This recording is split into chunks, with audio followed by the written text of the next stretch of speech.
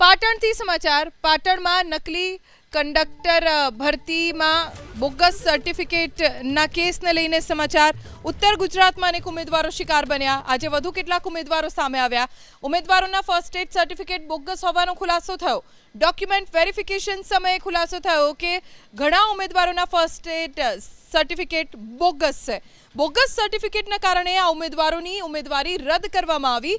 Bogus first aid સર્ટિફિકેટમાં John ambulance એસોસિએશનના સિક્કા છે. સોશિયલ મીડિયાના માધ્યમથી ઉમેદવારો કૌભાંડીના સંપર્કમાં આવ્યા હોવાની પણ જાણકારી પ્રાપ્ત થઈ છે. મેં ફર્સ્ટ એડનું સર્ટી ગોપાલક સંસ્થામાંથી કઢાવેલું હતું. ત્યારે પછી ડોક્યુમેન્ટ વેરિફિકેશન આવ્યું કંડક્ટરનું. એમાં ડોક્યુમેન્ટ વેરિફિકેશન વખતે તો અમને કંઈ પ્રોબ્લેમ ના થયો, પણ પછી અમારા ઘરે લેટર આવ્યો કે તમારી અરજી રદ કરેલ છે. એટલે અમને આઘાત લાગ્યો. એના કારણે પછી અમે આ બધી તપાસ કરાવી તો અમને માહિતી મળી કે આ સર્ટી ફ્રોડ છે. દિશા વેરિફિકેશન ક્રોસ વેરિફિકેશન કંઈક કરી અને અમને ડોક્યુમેન્ટ વેરિફિકેશનમાંથી બહાર કાઢવામાં આવ્યા છે. જ્યારે અમે પરેશનો સંપર્ક કર્યો તો એમનો મોબાઈલ સ્વિચ ઓફ આવે છે.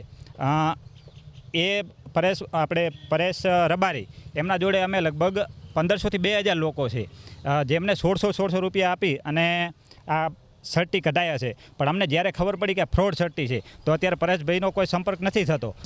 સાહેબ જોડે વાત કરી કે સાહેબ આ સર્ટી તમારું છે, એમ કે તમારો સહી સિક્કો છે, તો તમે એમ કે તો સાહેબે અમને ધાક ધમકી આપી અને ઓફિસમાંથી કે તમે બહાર નીકળી જાઓ એમ કહી અમને બહાર નીકાળી દીધા અને ક્રોસ વેરિફિકેશન કર્યું. એમાં અમારું અરજી રદ થયેલ છે.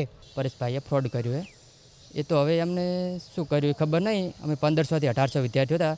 દરેક વિદ્યાર્થી દીઠ 1600 અમને ફી લીધી હતી અને બહુ મોટા પાયે કૌભાંડ કર્યું. એમના કૌભાંડના લીધે અમારે અહીં પાટણમાંથી 40-45 લોકોના નામ હતા ફાઇનલ મેરિટમાં. એમને બધાને પોતાની નોકરી ગુમાવવાની હતી. આ કંડક્ટરના કે જે પ્રશ્ન બન્યો છે એમની આવું ત્યાં બન્યું છે એવી તો મને કોઈ ખબર જ નથી. અને છતાં જો કોઈ બન્યું હશે તો અમે આખા પ્રકરણમાં પોલીસને અને જે લોકો ખોટું કર્યું છે એના વિરુદ્ધમાં જે કંઈ કરવા જેવું હશે તો અમે કરીશું.